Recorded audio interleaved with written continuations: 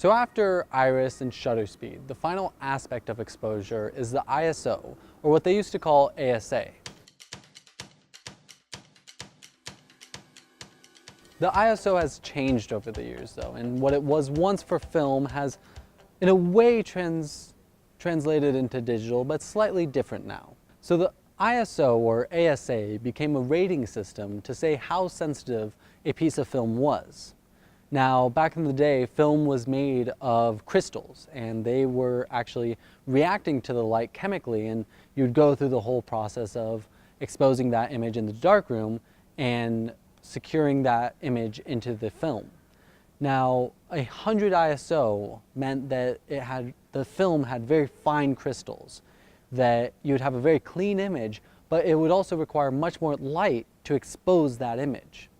On the other side, let's say a 1600 speed ISO meant that you had much larger crystals and that you could take photos in much darker situations, but you would also have a much grainier image. You would be able to see these crystals in the film. And a lot of people say that they love film because you had a texture, because those crystals were random. They created a different look to them. Today, you have the ISO principle in digital photography, but it's all created from a computer. It's all ones and zeros, and you get certain looks that you could only get with film that you don't get in digital nowadays. So today, in modern photography, digital photography, we still use the ISO rating system. It's the same numbers. 100 ISO means that it'll be less sensitive and require more light, and 1600 ISO means it'll be more sensitive and you won't need as much light. The really exciting thing about today though is that cameras are getting much more sensitive and you're able to shoot at 3200, 6400. One camera is shooting 400,000 ISO and getting a fairly clean image. Some cameras can see better than our eyes at night. So as you increase your ISO in the digital age, you still have to worry about that grain, the same as you did in film, but slightly different today because it's a computer reproducing an image that isn't actually there, whereas the crystals were reacting to actual light.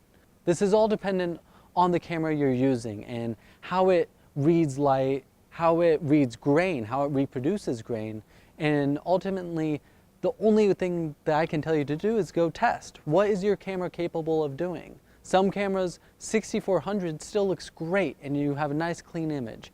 Others, 6400 will look like red, green, and blue dots. So another factor in this is your sensor size and how sensitive can your camera actually get, because although the ISO rating is always the same, a full frame camera versus a crop sensor camera is going to have radically different sensitivities. What the full frame sensor allows you to do is have more light coming into your camera and a greater area for that light to expose on. When you look at an iPhone, for example, you have a tiny sensor in there, and it's pretty incredible the images you can get, but the ultimate downfall is when you go into nighttime, and it's really hard for the camera to see at night. A professional camera though, like the Nikon D800, has such a large sensor that you're able to see in very low light situations. So remember that although the iris and the shutter speed affect how much light come in, your ISO rating is going to ultimately affect how sensitive is your camera.